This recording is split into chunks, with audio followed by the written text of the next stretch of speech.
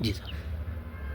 हिमाचल प्रदेश में 3 विधानसभा क्षेत्र के उपचुनाव जो हाल ही में हो रहे हैं, हम देख रहे हैं कि सरकार पूरे दबाव और धमकियों के माध्यम से इन चुनावों को जीतना चाह रही है।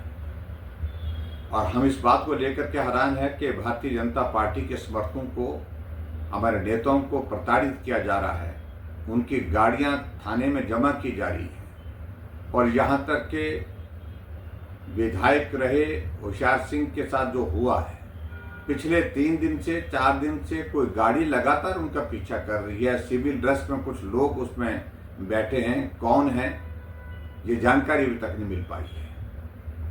और बताया जा रहा है कि वो सीआईडी के जो है वो पुलिस के कर्मचारी हैं, वो हर बात को लेकर के सुबह से शाम तक और उनके घर से उनका पीछा करते रात तक जो है वो पीछा करते हुए चलते हैं।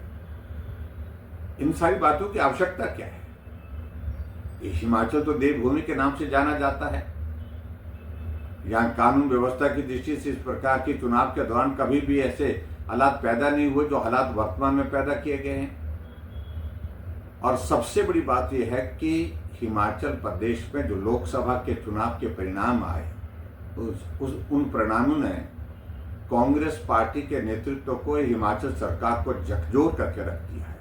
चारों सीटें वो हार गए और चारों सीटें के हारने के साथ साथ में मंत्री हार गए, मुख्यमंत्री के अपने चुनाव क्षेत्र में हार हुई। और इसके परिणाम स्वरूप उनको लग रहा है कि कहीं ये चुनाव भी हम हार न जाएं, जो 3 विधानसभा क्षेत्र के जो उपचुनाव हो रहे हैं।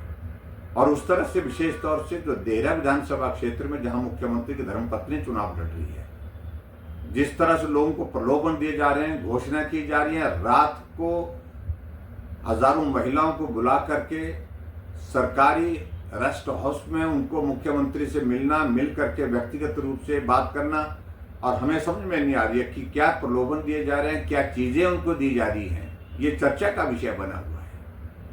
और लालच और प्रलोभन से चुनाव को जीतने की कोशिश हो रही है, चुनाव को प्रभावित करने की कोशिश हो रही है। और मैं इस बात के लिए चुनाव आयोग से आग्रह करूंगा कि आप आंखें मूंद करके क्यों बैठे हैं।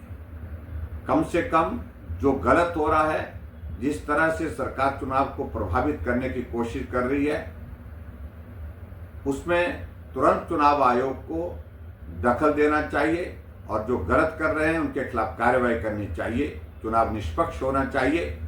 और मैं इस बात को कह सकता हूं, अगर निष्पक्ष चुनाव हिमाचल प्रदेश में हुआ, 3 सीटों पर भारतीय जनता पार्टी की जीत हो।